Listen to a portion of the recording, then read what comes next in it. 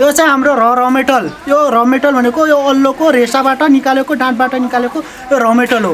यो र मेटल भनेको अब हाम्रो यो वन जङ्गलमा खेर गएर त्यत्तिकै खेर जान्छ।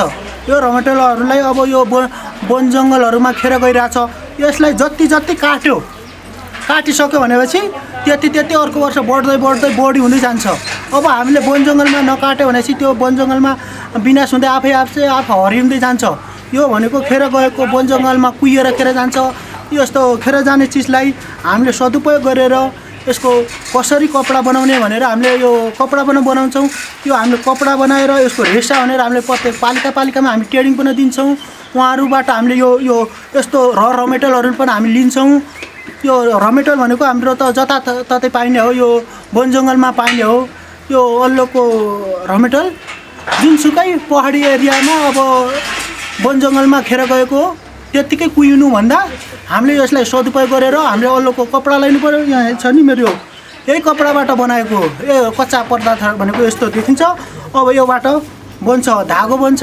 धागो बनिसकेपछि बल्ल हामीले अनि कपडा कसरी रेडी हुन्छ भनेर हामी बनाउँछौँ। यो भनेको हामी प्रत्येक पालिकामा ट्रेनिङ दिइरहेछौँ। कसरी हुन्छ के हुन्छ भनेर त्यता अब खेर गएको चिजलाई हामीले अब सदुपयोग गर्नु पऱ्यो भनेर हामीले आफै मेसिन बनाउँछौँ। हामीले प्रशिक्षक भएर पनि प्रत्येक पालिकामा ट्रेनिङ दिइरहेछौँ। अनि त्यहाँको वन जङ्गलमा खेर गइरहेको हजुरहरूकोमा पनि यत्तिकै खेर गइरहेछ भनेपछि यो अल्लो हामीलाई सम्पर्क गर्नु होला। हामीले यो कच्चा पदार्थ हामी लिइदिन्छौँ। उहाँहरूलाई हामीले सिकाउँछौँ र उहाँहरूको हामी बजारीकरणसम्म हामी गरिदिन्छौँ। उहाँहरूले अब यो कसरी बनाउने भनेर हामीले प्रत्येक ठाउँमा गर्नु होला। हाम्रो यो दोलखाकोमा जिरीमा छ। जिरीमा पनि म भर्खरै अस्ति ट्रेनिङ दिएर आएको। यो धागो कसरी बनाउने कपडा कसरी बनाउने भयो। हाम्रो लाफिलाङमा भयो। यता म गएको उता साइल डोटी भयो, बजाङ भयो। बजाङको तलकोटमा पनि भयो।